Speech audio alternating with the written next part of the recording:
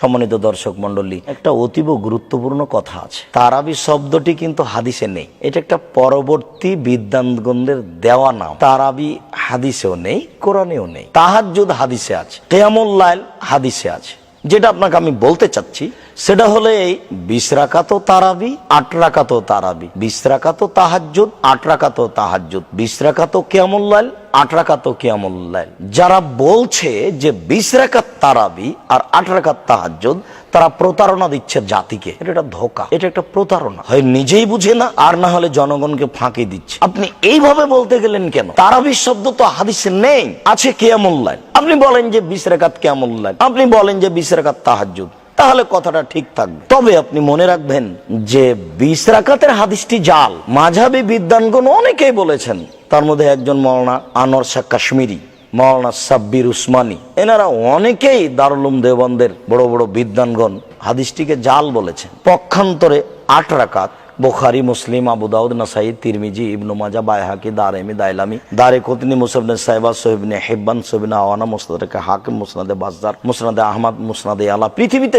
যত হাদিস গ্রন্থ আছে সবটাতেই আছে। আপনাদেরকে আমি আরো একটা জরুরি কথা এখানে বলতে চাচ্ছি, সেটা হলো এই যে আয়েশা রাদিয়াল্লাহু তাআলা আনহাকে জিজ্ঞাসা করা হয়েছিল যে আল্লাহর নবী রমজান মাসের রাতে কিভাবে ইবাদত করতেন। তখন আয়েশা রাদিয়াল্লাহু তাআলা আনহা বললেন যে রমজান মাসে এবং অন্যান্য মাসে আল্লাহর নবী 11 রাকাতের বেশি পড়তেন না, এই কথা তিনি বললেন। এই কথা বলার পরে যেইটা বললেন সেইটা বলতে চাচ্ছি। এই কথা বলার পরে তিনি বললেন, লা তাসআল আন হুসনিহিন্না ওয়া তুলিহিন্না, তোমরা আমাকে জিজ্ঞাসা করো না তা ছিল কত লম্বা, তা ছিল কত দৈর্ঘ্য, তা ছিল কত লম্বা, তা ছিল কত সুন্দর, তা ছিল কত লম্বা, তা ছিল কত সুন্দর।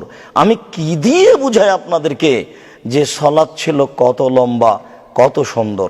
আমি আয়েশা রাদিয়াল্লাহু তাআলা আনহা তার সুন্দরতার, তার লম্বা হওয়ার বিবরণ দিতে পারবো না। এখানে আপনাকে আমি পরামর্শ দেওয়ার ভিত্তিতে আরো বলছি যে আপনি যে 20 রাকাত তারাবি পড়ছেন, পড়েন। রাইফেলের গুলির মতো 20 রাকাত তারাবি পড়ে আপনি কি দেখাতে চাচ্ছেন? যখন 10 রাকাত হয় তখন মুসল্লিও বিপদে, ইমামও বিপদে। বাপরে বাপ, 10 রাকাত হলো, আরো 10 রাকাত আছে, তার মানে সবাই বিপদে। যে হাফেজ সাহেব যে 20 রাকাত তারাবি পড়াবে, কোরআন মাজিদ পড়ছে, হাফেজ সাহেব পিছনের হাফেজকে আগে বলে দিয়েছে যে আমি যেখানে যাই আমার ভুল ধরো না গো। তার মানে ও তো ফেরেশতা নয়, ও তো রমজান মাসে কোরআন মাজিদ তো পড়তে পারবে না। এক পারাও কেমনে পড়ে, ওই বা টিকে কেমনে করে? হাফেজি বা কিভাবে টিকবে, মুসল্লি বা কিভাবে টিকবে, আর ইমামি বা কিভাবে টিকবে?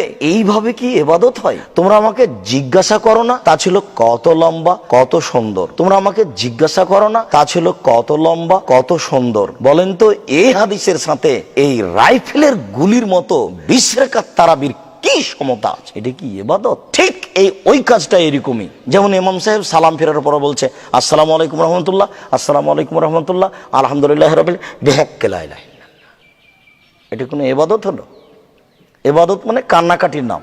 ইবাদত মানে একেবারে ধীরস্থিরতার সাথে, ভয় ভীতি নিয়ে আল্লাহকে সন্তুষ্ট করার উদ্দেশ্যে ইবাদত করতে হবে, তার নাম ইবাদত। সম্মানিত দর্শক মণ্ডলী, আপনাকে এখানে আরো একটি কথা জরুরি বলে রাখছি। আল্লাহ তাআলা আমাদের নবীকে বলেন, ফাইদা ফারাগতা ফানসব ওয়া ইলা রাব্বিকা ফারগাব। মুহাম্মদ সাল্লাল্লাহু আলাইহি ওয়াসাল্লাম, আপনি যখন দুনিয়াবি কাজ থেকে অবসর হবেন তখন আপনি কঠোর শ্রমে আত্মনিয়োগ করুন, আর আপনি যা আমাকে বলবেন তা বিনয়ের সাথে কাকুতি মিনতি করে বলুন।